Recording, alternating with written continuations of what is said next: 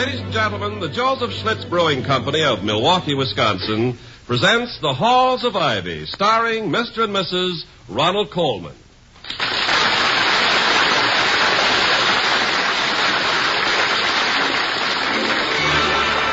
I was curious. I tasted it. Now I know why Schlitz is the beer that made Milwaukee famous. If you like good beer, you'll find it pays to be curious and learn about Schlitz for yourself. And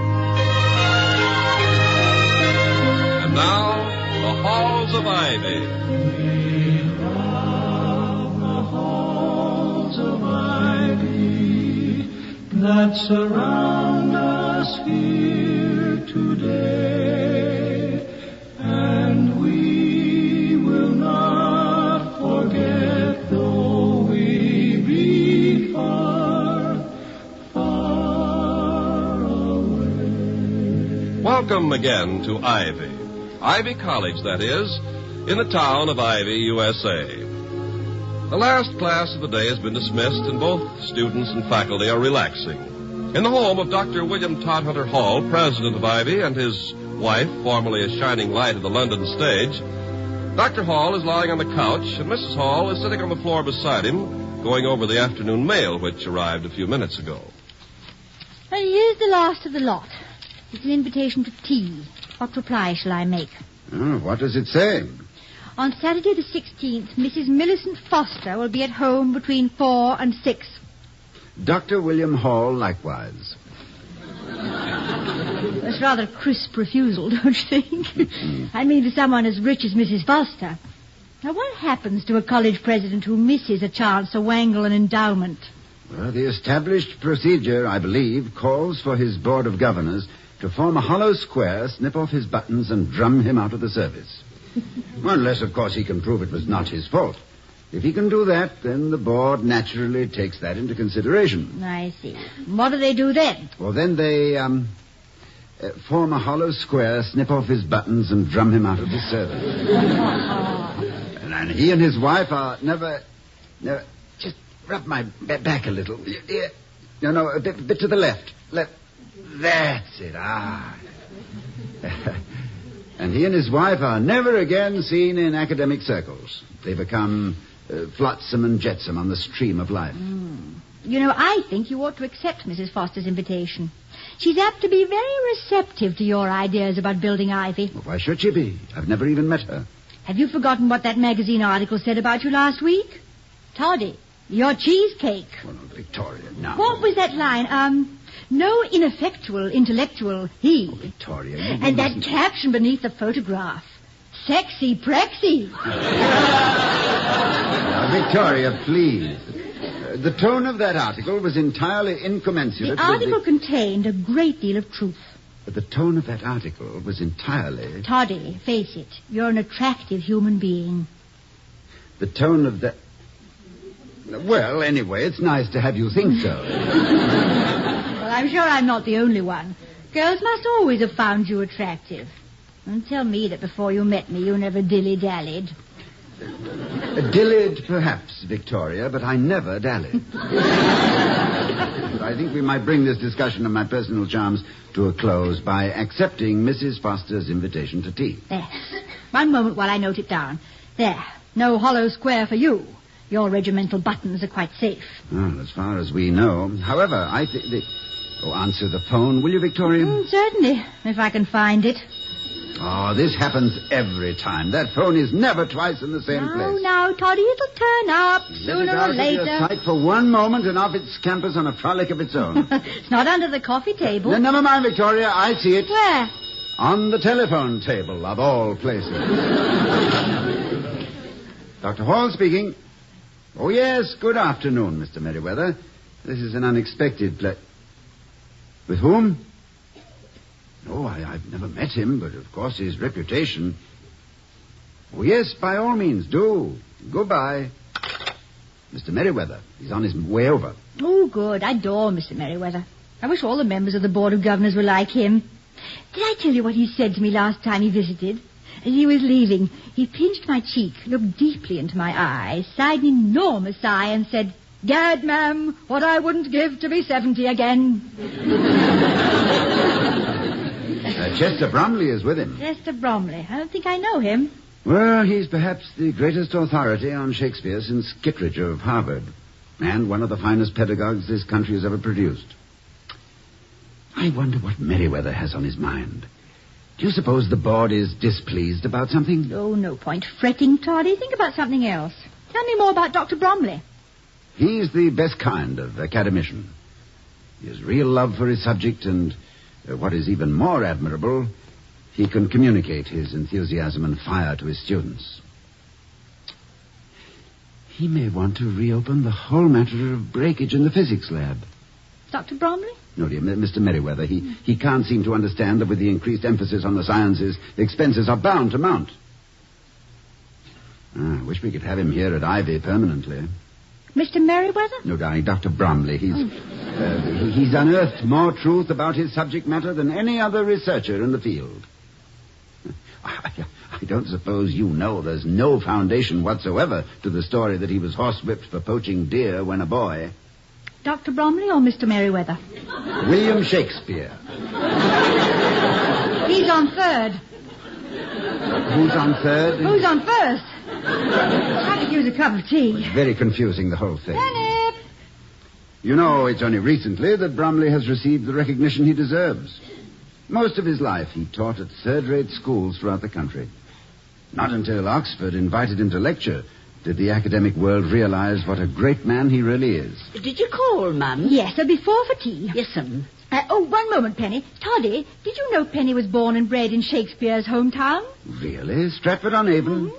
Oh, you must know quite a good deal about him. Oh, yes. Couldn't help but learn what we've been raised there. I could tell you ever so many things. Go ahead. I'm very interested. Well, for one thing, he was English. Yes, I have heard some such rumor. And he wrote plays. You did keep your ears open, didn't you? I haven't read any of the plays, of course, but an uncle of mine did, and he spoke very highly of them. Penny, Shakespeare was one of the greatest masters of the English language who ever lived. Well, I can understand you're being impressed by that, being a Yank. But I've been speaking the English language all my life. You certainly have. And, let me see. Oh, yes, he's dead. Oh, that's too bad. Well, thank you very much, Penny. Oh, don't mention it, sir, any time at all.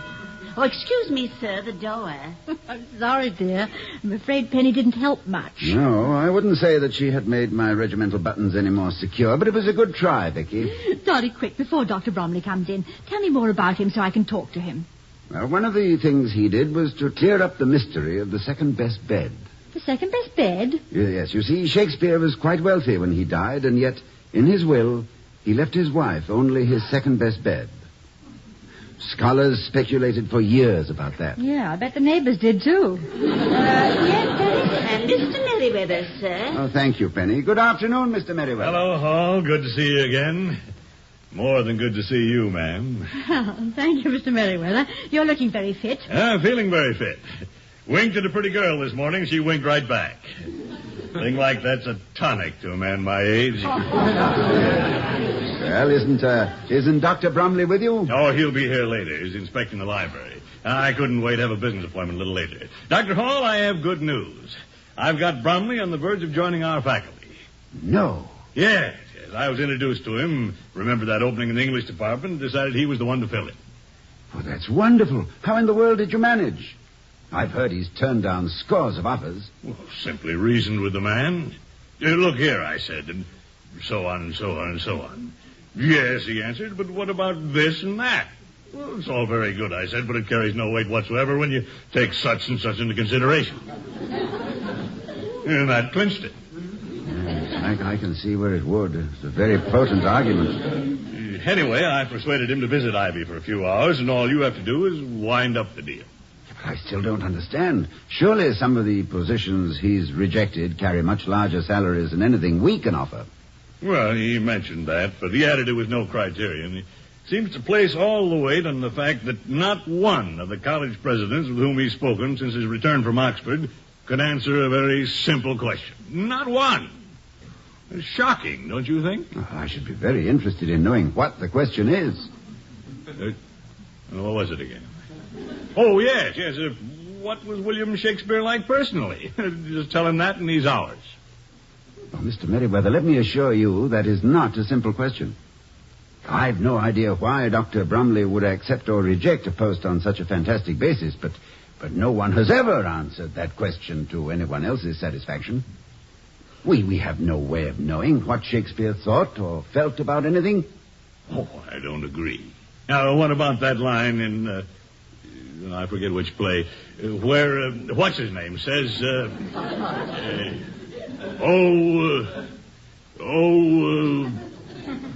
so on. Yes, well, that line notwithstanding, one cannot deduce the bard's personality from his work any more than one can tell what sort of a man Henry Ford was by examining a Model T. Well, I'm stunned by what you tell me, Hall. I'm only a layman, but even I know something about him.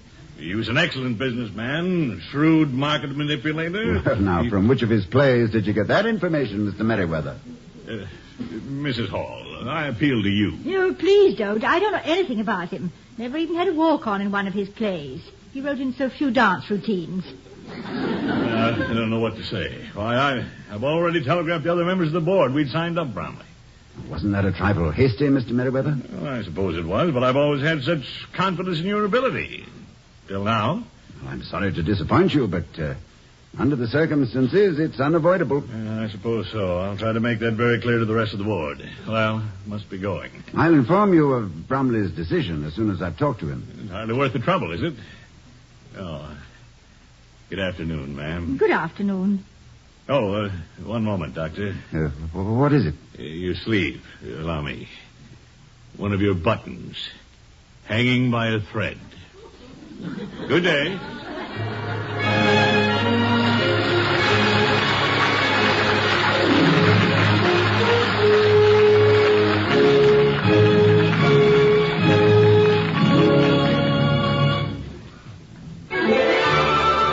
I was curious. I tasted it. Now I know why Schlitz is the beer that made Milwaukee famous. We'll return to the Halls of Ivy, starring Mr. and Mrs. Ronald Coleman, in just a moment. But first, let's hear the story of a lonely traveler and how he made an acquaintance who turned out to be the mutual friend of a club car full of strangers. Well, I was traveling alone, and I came into the club car late. The earlier arrivals had already formed the quick, fleeting friendships of travel. The sales manager from Omaha and the newspaper man from St. Louis were playing canasta like lifelong buddies. The founder man from Michigan was talking politics with a department store buyer from Pittsburgh. And so it was all over the car. Being a research man who works alone a lot, I don't find it too easy to meet people. So I was feeling like the odd man at a family dinner party when the waiter asked me, "What will you have, sir?" Well, while I'd been studying my traveling companions, I'd noticed how many of them had bottles of Schlitz beer in front of them. I'd noticed, too, how inviting the beer looked in the glass and the satisfied look on the faces of those who were drinking it. Honestly, they could have been in a Schlitz magazine ad. So I said, "Schlitz, please." I figured a beer must be something special to have that many close friends in one club car. When the waiter came back, I found out I was right. I took a deep swallow of that Schlitz beer. I guess the same satisfied look I'd seen on the others must have come over my face. All I know is the man across from me grinned and said, "I know what you're thinking, and I agree with you. It's no wonder they call Schlitz the beer that made Milwaukee famous."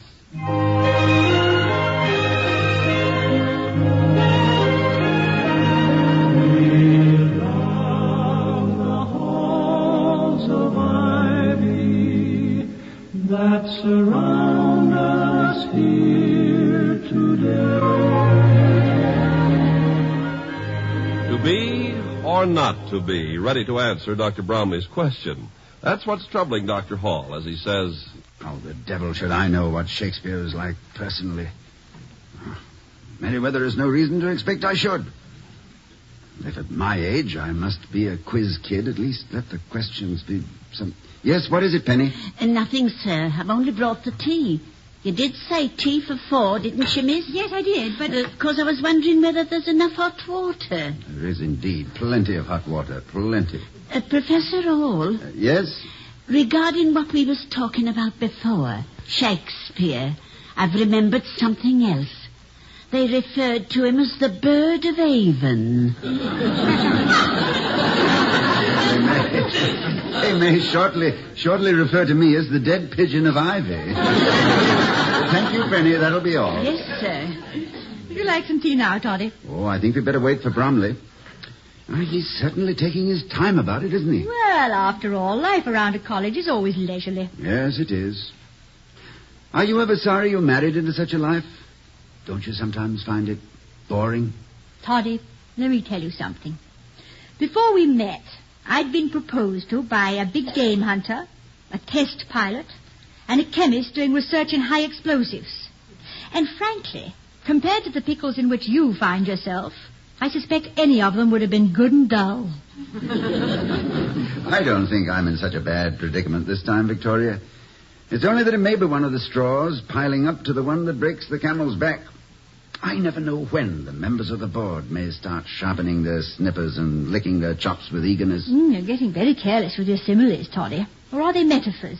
Metaphors. Oh, but that little touch about licking their chops, masterly, I call that. Oh, it's nothing really. It just came to me. Yeah. Well, I say there's little to worry about. Let them fire you if they like. A less cavalier approach to the matter, Vicky, if you don't mind. No, I mean it. Let them. I know who'd regret it first. Oh, so do I. It's a buyer's market in college presidents. I have no desire to glut it. But over and above that, sentimental though it may sound, I love Ivy. And I'm very keen on my job. My father went to Ivy. His father went to Ivy. My great-grandfather went to Harvard. Really? And sent his son to Ivy? Well, you know how it is. A man always wants his children to have the good things in life he himself has missed. The devil is Bromley. Have you any idea what you'll say to him when he does arrive? About Shakespeare, I mean. Oh, I shall have to answer his question in some fashion if he asks it. Of course, I've always had a conception of Shakespeare. I've thought of him as someone who was very happy in his work, extremely interested in people, and a man who might have dedicated his life to a cause worthy of his efforts. Is it so very important that Ivy get this Professor Bromley? I mean, is it worth all this fuss? If he were just another run-of-the-class professor, my dear, I'd say no. But this man is one of the torchbearers of learning, one of the inspired teachers, a man with a gift of communication. Men like him, shamefully underpaid and unrecognized beyond their own academic horizons, are still the glory of those colleges lucky enough to have them. They're the ones who are remembered down the years with affection and gratitude by the students. And if he's that kind, I hope we snag him. Oh, you decide you want him, dear, I'm sure you will. I know, but it's a little late in the day to lay out any involved strategy. Well, you're not much of a campaigner anyway, Toddy. I always think of you more as, spur-of-the-moment man. Oh, you're quite wrong, my darling. Don't let my apparent impulsiveness deceive you. Compared to me, Niccolo Machiavelli was a witless blunderer. Oh. Do you remember the first time I kissed you? Yeah. But you didn't kiss me. I kissed you. Oh no, you're wrong. I remember it very clearly because it was the culmination of a campaign the like of which for planning and preparation had not been seen since Austerlitz. That picnic we had on the river near Pangbourne, remember? The major tactical problem was how to get you in my arms. But we never seemed to be alone long enough in London. So I invited you to a picnic. And no sooner had we gotten out of the car and strolled down to the river through a herd of cows to feed the swans. Did you remember to bring the crumbs for the swans? 3 bags full. Now, it's rather rocky here. Be careful. Oh, well, I'm careful. Ooh. Oh, dear. What happened? Twist your ankle? Yes, afraid I have a bit. See if you can stand on it. Yeah. No, I can't. Well, sit down here on this stump. No, I have a show to do tonight. I'd better have a doctor take a look at it as soon as possible. Would you mind terribly if we went back to town? You mean right now? Yes. No. No, of course I don't mind. Well, let me lean on you. I'll hop. No, don't be silly. I'll carry you. Like this. Don't you think I'll be too heavy? Not in the least. You think I'm a weakling? Oh, no. This is delightful. You're sure I'm not too heavy? I can feel your heart beating. Not because you're too heavy, believe me. I've never been this close to you before. What's that scent you're wearing? It's wonderfully heady. Just me. I never heard of it. Oh, you mean it's you? Don't you want me to put me down and take a breather? No, you're light as a feather, really. Yes, I'm enjoying this enormously. Funny, I never noticed that spray of freckles across your nose. Do you like it? The freckles or the nose? Oh, a combination. Yeah, very much. And the face that goes with it. There's nice coloring all over it. I think your coloring's getting a trifle high. You'd better put me... You know, it's only a few steps more to the car. You sound very relieved. But I'm not. I would like this to go on forever. May not get a chance to hold you again. You may not live to do it unless you put me down. That's all. Oh, please, put me down. Very well, if you prefer. There. Oh, and for heaven's sake, sit down beside me. Thank you. Believe me, I will. Professor Hall, you're a knight in shining armor, but you don't have to kill yourself to prove it. I'm sorry. Forgive me. I wish you could see your face. It is funny, the way things worked out. I plan a picnic, and it's over in 5 minutes. I attempt gallantry and lose my wind. And just as you were about to kiss me, weren't you? Now, I'm offered a kiss and can't catch my breath. Never mind, Professor Hall. I'll wait. I'll wait until the cows come home. Ah, what a lovely sound. I'm surprised no one has written a symphony around the cowbell. That isn't the cowbell, Toddy. That's the doorbell. Well, why should a cow ring a... Oh, the doorbell. Yes. I must have been daydreaming again. And didn't quite finish it. You owe me a kiss. I do, sir? You were speaking to me, Penny. Oh, excuse me. Dr. Bromley to see you, sir. Oh, yes. Won't you come in, Doctor? Thank you. How do you do? Victoria, may I introduce Dr. Bromley? Dr. Bromley, my wife. How do you do, Mrs. Hall? So nice of you to call. Penny, the gentleman's coat and hat. No, please. I've a taxi waiting outside. I can only spend a few minutes. Oh, that's too bad. I'd hoped you might stay longer. Much longer. Several years, perhaps? Yes. I don't mind telling you it would be quite a feather in Ivy's cap to have you on the faculty. Thank you. And I don't mind telling you I agree wholeheartedly. I trust I don't appear immodest. It's only that I've recently acquired a fair idea of my own worth. You see, the past few months I've received 53 offers to decorate some school's bonnet. Oh, it'd be foolish to pretend ignorance of the fact that you're greatly in demand. Only recently. For 31 years of my career, the shoe was on the other foot. Dr. Hall, you know the tons of application papers an unknown professor fills out in 31 years of job hunting? State name, age, degrees, colleges, previous positions, salary, academic honors, administrative abilities. Well, we can't expect to be taken on when they don't know anything about us. Oh, that's very true. I appreciate that.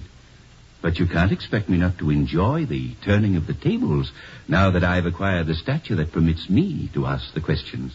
Yes, I'm beginning to understand. What was Shakespeare like personally, eh? Mr. Merryweather told you that, did he?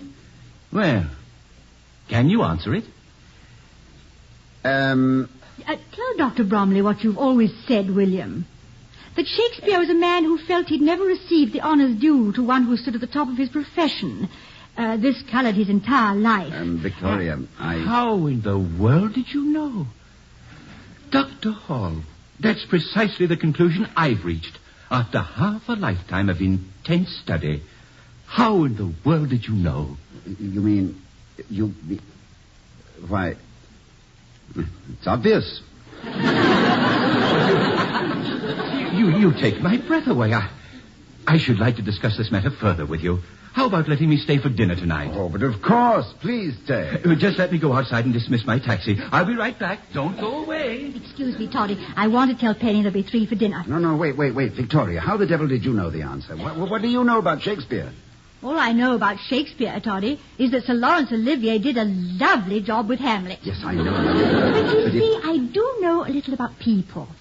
When I heard Mr. Merryweather describe him as a businessman, which Mr. Merryweather is, and you describe him as a man who loved his work, which you do, it occurred to me that Dr. Bromley might also see him as a man very like himself.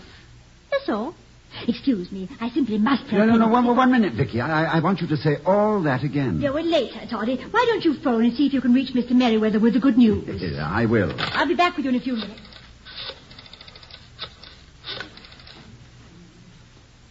Hello, Mr. Merryweather. It's Dr. Hall. I wanted you to know that through your initiative and Mrs. Hall's great knowledge of the classics, Dr. Bromley has decided to join our faculty. Yes, I'm extremely gratified.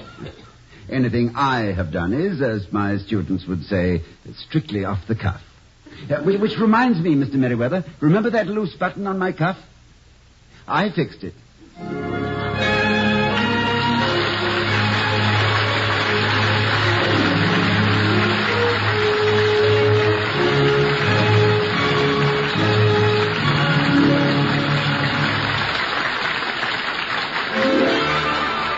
I was curious. I tasted it. Now I know why Schlitz is the beer that made Milwaukee famous.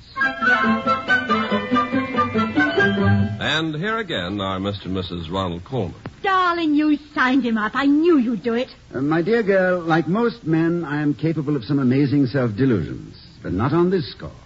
I know who gave Bromley the answer which convinced him that Ivy was his spiritual home. Isn't it awful the way I keep butting in? Was it Shakespeare or Dr. Hall who said, "A man proposes, but woman disposes"? I'm sure I don't know. Why? Oh, I was just thinking that since I proposed to you, my darling, my life has been so well disposed. Well, thank you, dear. Not at all, darling. Good night, everyone. Good night.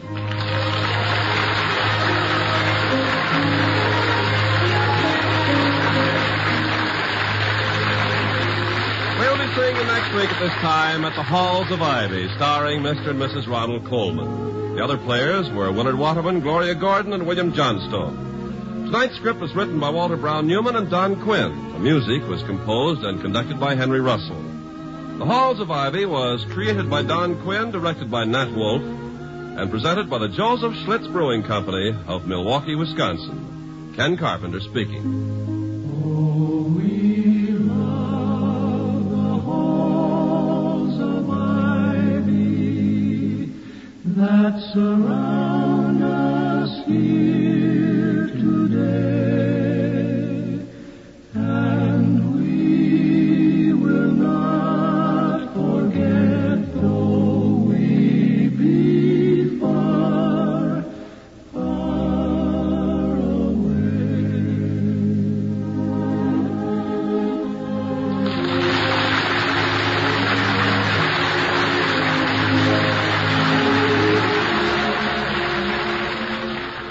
Next, hear We the People over most of these same NBC stations.